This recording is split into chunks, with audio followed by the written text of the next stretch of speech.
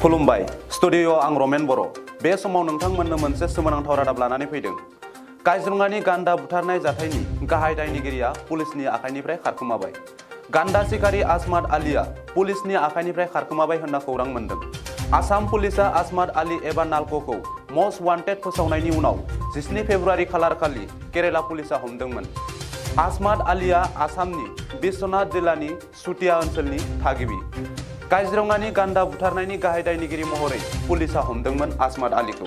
दासान्दि गान्दा सिखारि आजमात आलीआ पुलिसनि आवथानिफ्राय खारखोमानानै दं। काजिरङानि गान्दा बुथारनाय जाथायनि गाहाय दायनिगिरिया पुलिसनि आखाइनिफ्राय खारखोमाबाय। गान्दा सिखारि आजमात आलीआ पुलिसनि आखाइनिफ्राय खारखोमाबाय होनना खौरां मोन्दों।